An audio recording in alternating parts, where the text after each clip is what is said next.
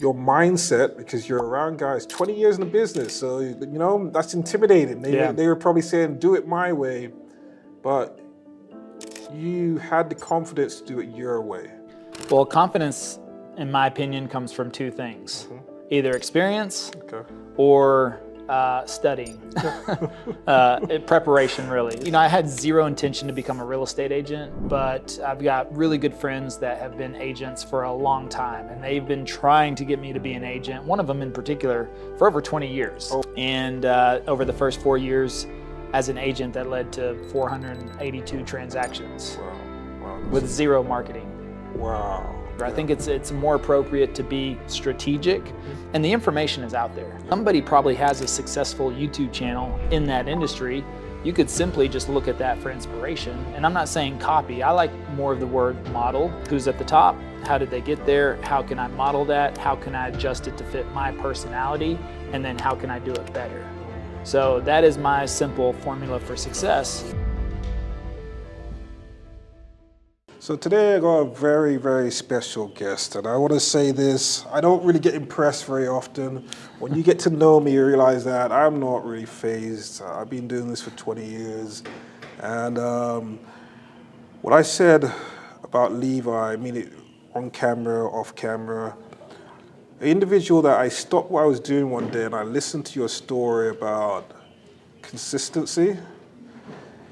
What he broke down to me at the time was that, look, we have shiny object syndromes as entrepreneurs, and you spoke about being consistent and the payoff of putting in the reps. And not only that, the payoff of putting in the reps and how you've gone out and helped people.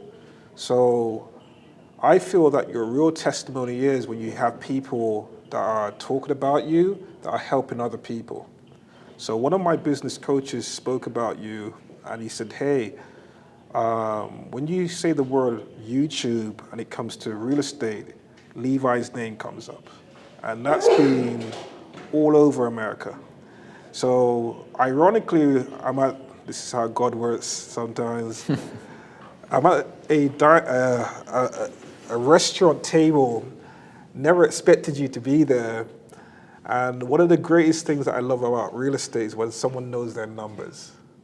So when he whipped out his phone and when you went through your numbers, I said, that is phenomenal. That made my whole day. Oh, really? Okay. Yeah, cool. that made, because that tells me that you run a data-driven business, a purpose-driven business, and it means that you are scaling with intentionality and focus. So I meet a lot of entrepreneurs, and I said to myself, that made my whole week. Anyway, so Levi, can you introduce yourself to the audience, and then we're going to get into some real wonderful topics. But I just felt that I should open up this interview, giving him credit for his great work that he's been doing in real estate, which I think is just the start. I know it's just the start. So tell us a little bit about yourself. Well, thanks for having me. And Levi Lassick from Dallas, Texas, and I started a YouTube channel just over 4 years ago. Out of desperation, really. I mean, I had a previous business. I worked with teachers on their retirement planning, and I visited them at schools. Okay. And so it was really great. I mean, I was having the time of my life. I was in my 5th year of running that business. Okay. I was hitting all momentum, and I only worked about 8 months of the year. Oh, wow. So I had summers off, 2 weeks off for Christmas, a week off for Thanksgiving, every 4-day weekend you could imagine. Wow. And I traveled the world. I went to 24 countries inside of 3 years. Wow. And I was making multiple 6 figures. And that was it was a very comfortable lifestyle for me. And then the world shut down in 2020, including schools. And when schools shut down, I just found myself, wondering what's my next move? And I had zero intention to become a real estate agent, but I've got really good friends that have been agents for a long time, and they've been trying to get me to be an agent, one of them in particular, for over 20 years. Oh, wow. He's and it's mainly because he knows me, he knows my work ethic, he knows my sales ability, he knows my skill set, and, he just thought that I would be a good agent. And I was kind of like, I don't know. Those guys seem like they cold call a lot and door knock and, shake hands and kiss babies. But But after I tried to do some other things over 2020 during the summer that didn't really work out. And so I just kind of felt like, well, if I'm going to transition or move into a new industry, then maybe I should do it as an agent because I've got these really good friends who have been encouraging me to do it. And maybe they can help me out and coach me and mentor me. But the problem is they've been in the business for almost 20 years now. Okay. So they built their business all the traditional methods, mainly through postcards.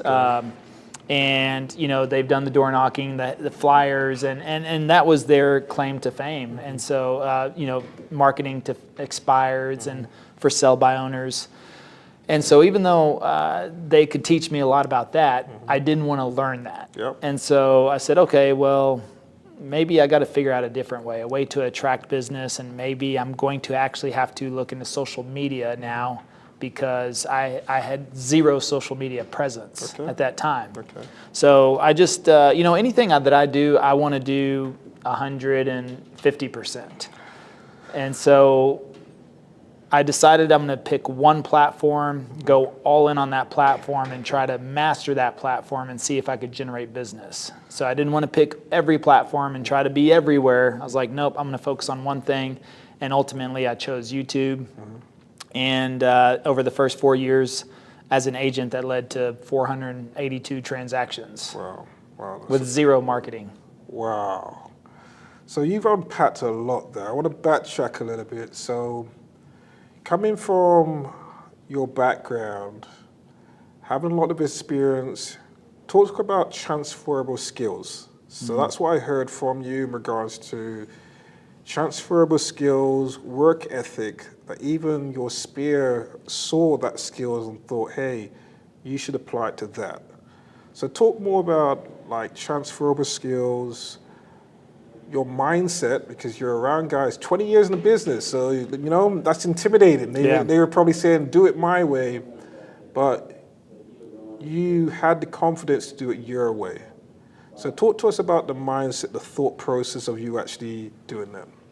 Well, confidence, in my opinion, comes from two things. Either experience or studying. Preparation, really, is what it comes from, preparation. So if you don't have the experience, the way to do that is you get prepared. You study, you research, you learn something, because ultimately if we want to transition or change or shift, and we want skills to transfer, I mean, what that really means is that you've got to do something new and different. And that mindset of being a constant learner, being curious, and then also realizing that, okay, I've got to understand a little bit of what I'm moving into so then I can develop a plan. And I think that's what's most important, is the willingness to do that. And at that time, I was 41 years old, and that's, a lot of people get stuck in their ways, they get a little stubborn.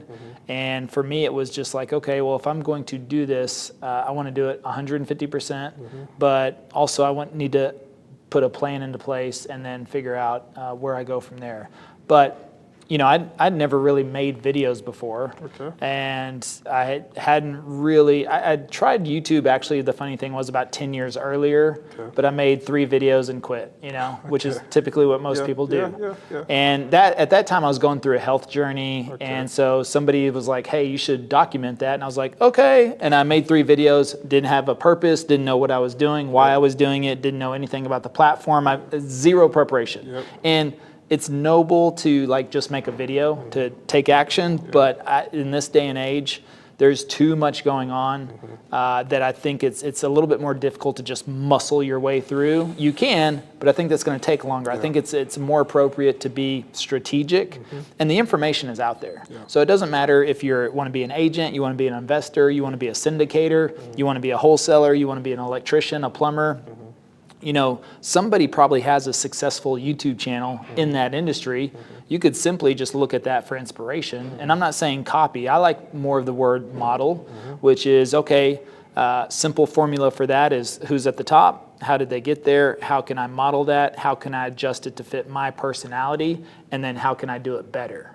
So that is my simple formula for success. And so, if you're a wholesaler, there's probably 1,000 wholesaler YouTube channels out there. If I wanted to make content, I'd pick a few of them and research them and watch and say, okay, what are they doing well? What could I change? What could I do? How would I make this fit my personality? Could I do it better than them? And then I would build out a plan, and just work through that. So that's really what it is. And the same thing, confidence. Like I said, if you're making phone calls for the first time, well, clearly you haven't done it before. So how are you going to be good at that? Well, first of all, you prepare. So if you don't have the experience, you watch another person make phone calls. You listen to somebody else's recorded calls. You could there's plenty of YouTube videos of people making calls, right? And so you prepare, and when you prepare, maybe you role play, and you role play with somebody, and then you're like, okay, I'm about as prepared as I can be before I actually have to do it. Now, I'm not talking about analysis paralysis. Don't prepare for 6 months or 12 months or anything like that. Put a time frame on it. Give yourself, hey, I'm going to do this in 30 or 60 days. And I also say, I believe you can hyper learn any subject in 60 days. Yeah. With the internet, with books, with everything, Jay Shetty says if you read 5 books on one subject, you'll be more proficient than 99% of people out there. Yeah. So nobody takes time to actually just concentrate on a particular subject. So if it was wholesaling, for example, I would give myself a time limit of 30 to 60 days to study, get prepared, and then nothing's going to prepare you for the fact that when you actually make that phone call and talk to a seller. But if I've practiced enough or prepared, I'll have an idea, and maybe I stumble my way through it. And then what do I have to do? Do it again and do it again. And then I prepare the next time. What did I do wrong in the last call? What can I do better? Right? And then I'm constantly analyzing myself in the process. And then ultimately you start getting deals under contract. You start closing deals. You start dispelling. You go through that, and then you get the experience. Once the experience comes, then your confidence comes from experience. Right? And so that's one way. And the same thing for me with making videos is I had to research and learn a little bit, but at some point I put the plan to paper, and then I had to execute on that plan. And then I just stayed consistent. And I've made videos for over 4 years, haven't really missed a week unless I go out of town, but then I always double up the week before. So I've had videos publish every single week for the last 4 years in a row. Excellent. And I've mostly just outlasted the other channels that pop up. So if you do have some competition that pops up, as long as you stay consistent, get better, you'll probably outlast most of them. Wow. So that is really that I've learned from you, that formula of, I tried YouTube in 2001. I didn't realize that probably 35% of my business was coming from YouTube. I just took it for granted because I didn't know what I was doing. I just kept on uploading videos, and I was doing probably maybe 4 to 6 videos, just raw videos a day. My phone would ring, but I didn't understand the algorithms around it. Yep. I wasn't getting the subscribers, so I was like, is this just all in my head? Like is this really? I'd ask the customer, how did you learn about me? And they were like, yeah, I saw you on YouTube, but I didn't know how to check the metrics because I wasn't getting the subscribes. And then I just didn't know how to check that in regards to how do I scale that? How do I make it better? I went to a couple of companies. I thought, hey, maybe you'll be able to teach me how to manage my account, which I didn't really get much out of it. But you seem to craft or create a formula or an easier way to do that. So talk to us about really how you've kind of created a blueprint to be able to kind of not only do it for yourself, but also execute and teach others. Well, I mean, I think tracking is a big part of it. So that way especially if you have different ways of lead sources that can contact you.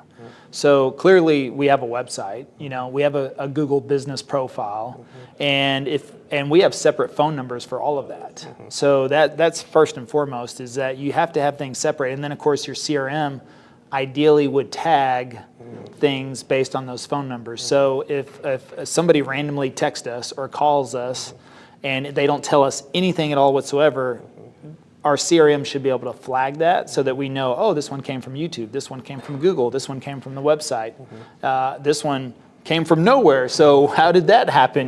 Because that could happen.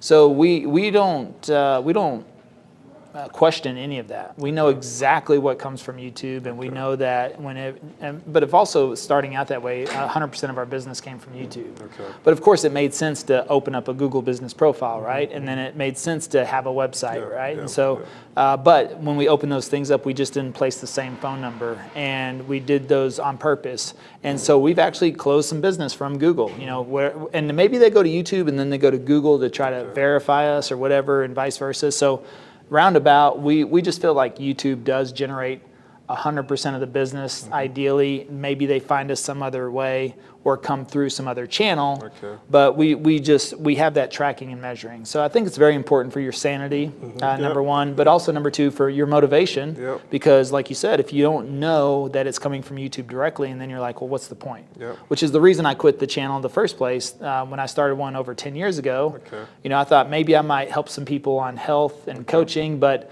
I didn't even have a call to action. I didn't have a way for them to contact me. Yep. I wasn't getting the views or the subscribers.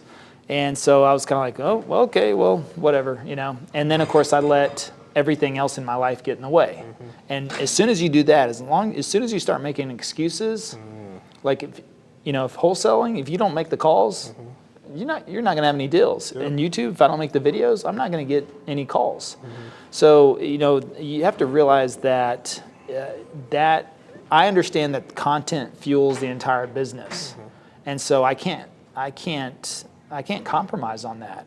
Plus, I got a whole team now that earns full-time incomes from that as well. So I can't just be like, you know what, I feel like being inconsistent on my content. I don't want anybody in the company to be inconsistent on their job, right?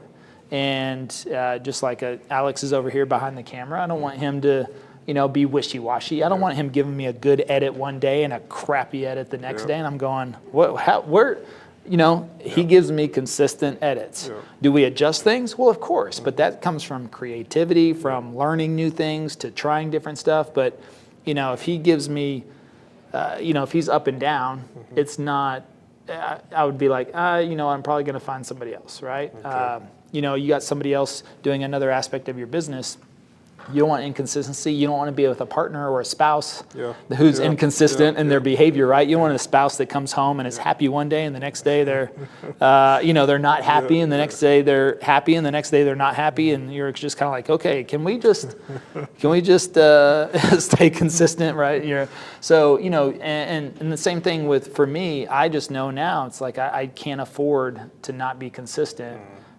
Number one, because really it fuels the entire business. But now there's a whole team that depends on me, and so that's part of the motivation. Because sometimes, I don't wake up like, I cannot wait to make videos today. Yes, no. Usually it's kind of like, oh crap, we got to go make a video. I mean, we're pretty structured and we have a lot of things planned, but at the same time, we don't, So it's a lot of week to week. We were going to film yesterday before flying out here. Okay. Like literally, I'd tell Alex, I'm like, hey, meet me at my house at 8 a.m. Okay. Because we have to drive in the middle of rush hour traffic to get to this spot. Okay. So I wanted to give myself a window. And I was like, we had to be there at 9:30. And so he's at my house. We're in the car. I'm buckling in my seatbelt. And then, I get a text message from the builder, and he's like, I can't film, I can't have you come film today. Oh, wow. So we're like, okay. Well, the funny thing is we already talked about doing something else differently on Friday. Okay. So I said, well, let's just wait an hour and let's go see if we can do that. Okay. And we did it. And we made a video before flying to Vegas, and it was a video that we weren't planning to do. But that's the part of not compromising on what you need to get done. I could have easily said, oh, well, the guy canceled. Okay, well, let's, let's go in the house and hang out and dilly-dally around and waste, the next 3 hours. And then we'll fly to the airport. It's a travel day anyways. We don't have, that's what people start, talking themselves out of things, or I've got this or that, or, we run 3-day events where we train, we'll have 350 agents on Zoom for 3 days. And I will talk for 10 hours. And then afterwards, I'm like, hey, Alex, let's go film afterwards. Like, I've literally gone and filmed a property because I had something on Thursday and Friday that doesn't allow me. So for me, it's like, whatever it takes, I've got to get the video done. and because it fuels the business. So my question to you, how do you get realtors to focus for 3 days? So and the reason why I say that, it's like herding cats. Yeah. I coach realtors and I do tours on a Sunday and a Saturday that teach them how to list, how to find off-market homes. And it's like chalk and cheese where the investors and the wholesalers will pay attention. I can't get the realtors out of their phone for more than 10 seconds to like focus for 10 seconds. So how do you captivate them from a virtual world? So I'm going to ask you more questions about. We do 4 hours a day for 3 days. How? Talk about the content structure to keep someone's attention span. Well, I mean, I have a lot of check-ins. Okay. So, ask them to comment in the chat, get that engagement. I call out people. So I'll usually have about 12 pages of Zooms. Okay. And I usually tell people on the first page, I'll be like, hey, Mary, Bob, John, Joe, Sally, I'm like, you guys are on my first page. I said, so I'm going to be looking at you. I said, if I make stupid dad jokes or if I ask for confirmation or thumbs up, y'all are like the people I can see. I say, because I can't scroll through 12 pages of Zoom. But I said, y'all are on my home page. So, I'm going to be, make sure y'all stay smiling and engaged. And then I think, I don't know, maybe that just triggers other people to kind of think of that. And I always tell them cameras on. We do giveaways, So I'm like, if you upload our Zoom background, which is branded with our company, and you have your camera on, throughout the event, at the end of the event, we'll do some gift card giveaways, some equipment giveaways. So I offer like equipment packages. Things like that. And then also, we'll do some Q&A, in the middle and at the end. So just to break it up there as well. But also, it's a lot of workshops. So then I have them actively working through things. And most of them don't buy the recordings. And so I start running through stuff so fast they have to stay engaged. If they go up and go to the bathroom, they're going to miss something very important. But that also triggers people to come and buy recordings throughout the event. Because then they were like, oh, I was trying to be cheap, but now I'm starting to see all the value in everything you're doing. So I've never really thought of that, but since you asked the question, now that I think of it, there's a lot of things I do. And, telling stories, I play some videos in between, periodically throughout there, but I have to build the foundation. That's the first part I'm always worried about is the first 2 hours because it's very foundational. It's a little bit of bragging. It's a little bit about motivation. It's a little bit about mindset. It's a lot about discipline, really, though, because I really focus on discipline with people because I think our mind plays tricks on us all the time. And, after 25 years of sales and I've been through all the seminars and read all the books, my mind's, sometimes I don't want to get out of bed in the morning.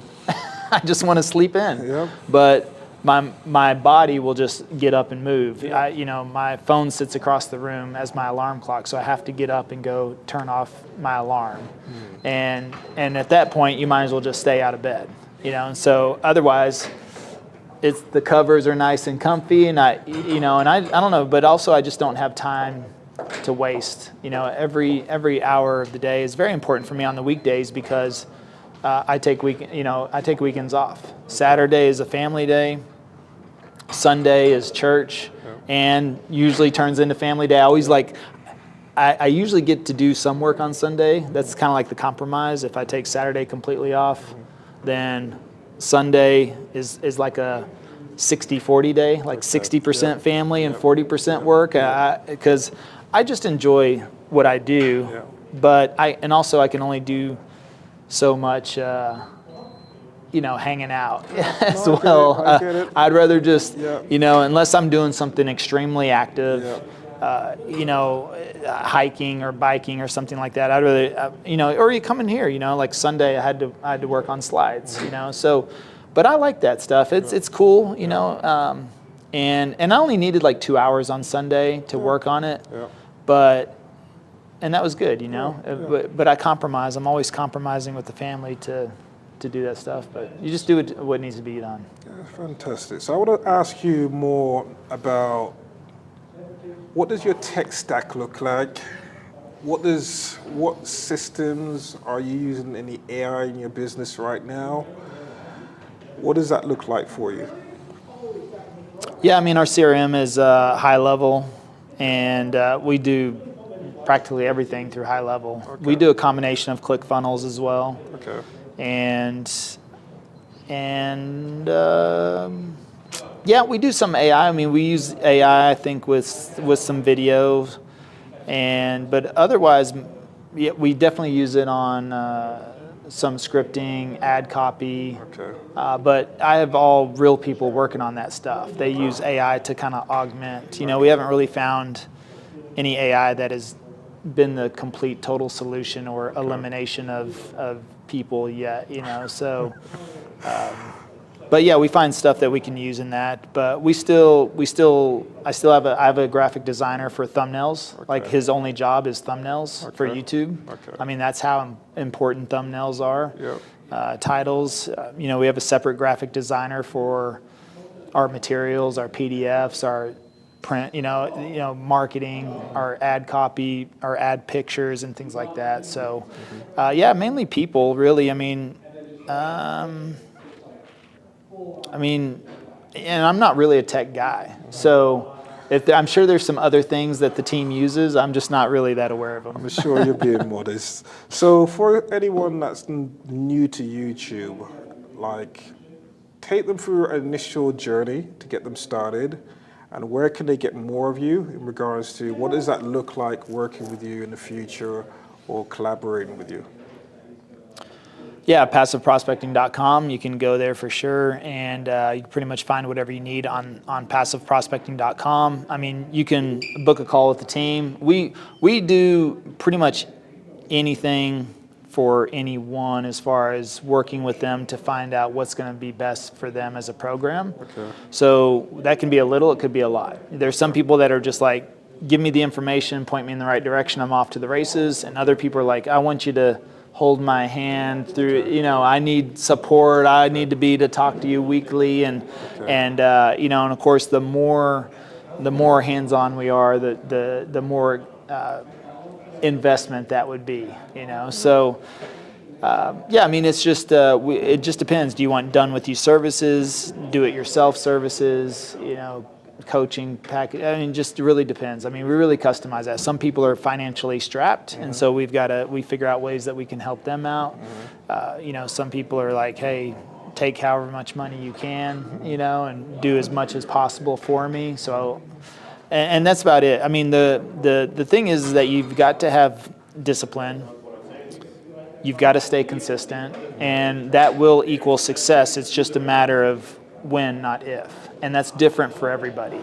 Right now, 2023 and 2024 have been two of the toughest real estate markets in general, especially at least in residential resale. Okay. And a lot of people started with us through our program in 2023, and they did okay. And the ones that really stuck it out and stayed consistent through 2024 had astronomical growth. I'm not talking double, I'm talking quadruple, if not beyond. Some even 10xing their business. And we had a couple that went from 5 million in business to 35 million in retail sales, you know, residential real estate. So that's $1 million in commissions, you know, 35 million in production. So, and before they did 100,000 the year before, but they stuck with it. And what I see is most people quit between month 4 and month 7 of starting their channel. And that's where we're also seeing where most lead flow starts is around month 7 and beyond. So a lot of people are quitting right before it's about to get good. I like the fact that you told us that out the gate. Yeah. So that was the part where you were the only guy that I heard say that out the gate. That's why I knew, well, 7 and 9, that commitment. And then I was like, okay, at least I know I'm not failing at month 5, and I know that that's my starting place. And that was just a huge mind shift, epiphany for myself. So do you only work with real estate professionals, or do you work with other people in different industries? No, yeah, we work with other people in industries, yeah. So talk to the guys about people, because I have a lot of people, entrepreneurs, different industries and stuff. Is it the same concept in regards to how you help them in regards to long form?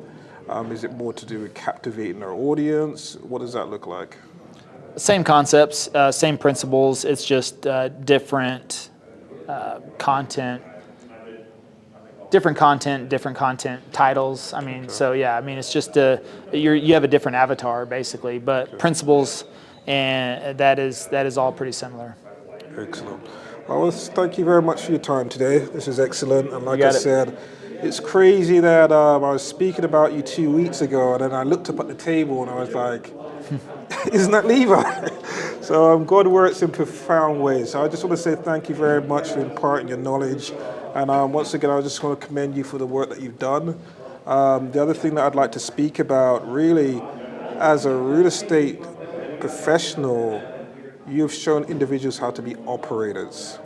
And a lot of people miss that opportunity where you've built a business, operation, scaling, that not just selling homes, it's just that's one of your streams of income. So I commend you for that and really appreciate the contribution you've had to the industry. Thank you. All right? Thanks Take for care. having me. Yep.